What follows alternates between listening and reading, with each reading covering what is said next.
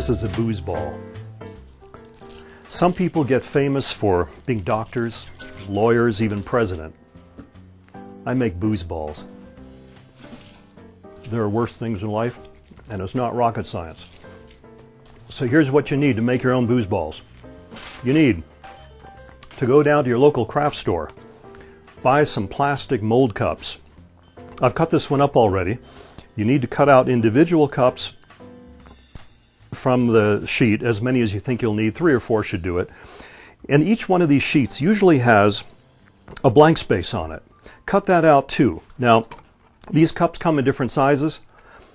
I found the small size works better. Get the small cups. Then, you also want to get some toothpicks. And I like special ones. These are sandwich picks or cocktail picks. And they've got a wide end on them. Makes it easier for what we're going to do in a minute. You also need an eyedropper. The best kind is one that easily comes apart, so you can wash it and drop it. You'll also need some chocolate. There are different kinds you can use. Ghirardelli works really well, I've found. Also, the cheaper kinds in the craft stores like Michael's and Hobby Lobby, that works really well too because it's specially made for doing this kind of thing. I tried using the really expensive chocolate, like 65% cocoa or whatever that is. Don't bother. I don't know exactly why, but for some reason it wouldn't set up right. It never got hard enough really to hold the booze, which is the whole point of the thing. So, and I found also milk chocolate works, and dark chocolate and the white chocolate. They all work really well. You'll also need a microwave safe measuring cup.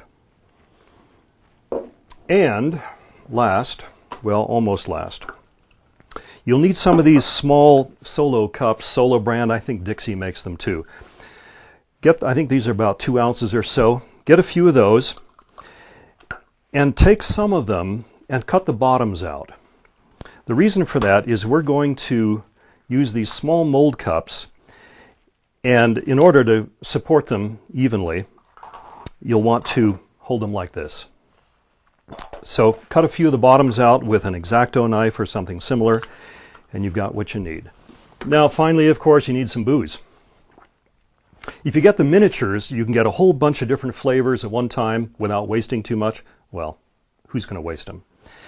And you get to try all different kinds of flavor combinations. You get the milk chocolate with something like bourbon. The white chocolate works really well with liqueurs like Tuaca and Drambuie. So that's an option. Today I've got what's left of a big bottle of Irish cream, so that's handy too. And the Irish cream works really well with chocolate. So, first thing, we have to melt some. Put it in the microwave, do it gently, and everybody's microwave is going to be a little different, so be careful.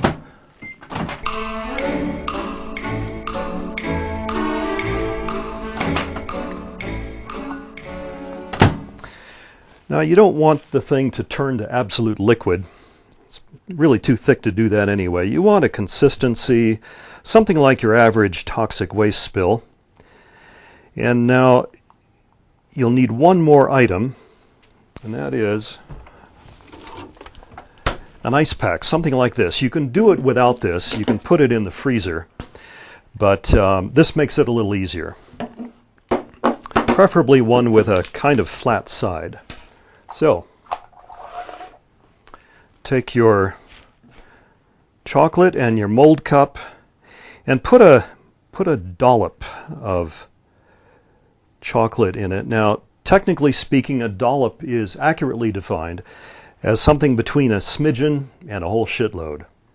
So we'll do a dollop in here, and then take your toothpick or other sharp, appropriately shaped object and get it evenly around all the sides of the mold, especially around the lip, right around the edge there, because you're going to need to seal the bottom later, and you need some extra chocolate around the side. To make sure it's around the side, we take one of our little plastic sheets, Put it on there. Slam it down on the ice, more than once if you need to. And you can check it and see if the chocolate has formed a flange. And that's a pretty good one, I think. And then let it cool off, let it solidify.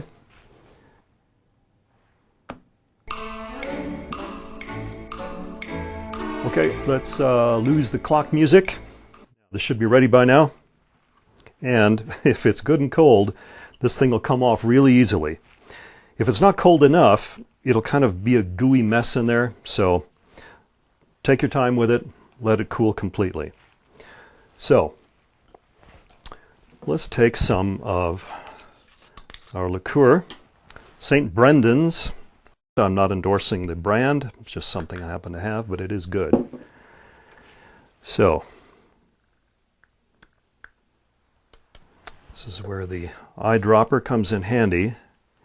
You don't want to get any liqueur on the outside surface because more chocolate has to adhere to that. And don't fill it up all the way because some chocolate has to go into that hole. So now you can take the same sheet of plastic, put another, now I don't know if this is, I'd say if the previous measure was a dollop, this is probably a smidgen. So just enough to make a comfortable sized, quarter sized blob of chocolate in there. Put it down on it, and you can leave it like that, or cool it off fast by doing this again. Okay, should we roll the music? No. After you've done a few of these, you can put them in the freezer just to be on the safe side. Next step is critical. You don't want this stuff gushing all over. So make sure it's good and cold, really set up, and then carefully peel the back off like we did before, but now we've got a chocolate base to it. And then sometimes they'll pop right out, other times you'll have to coax them a little.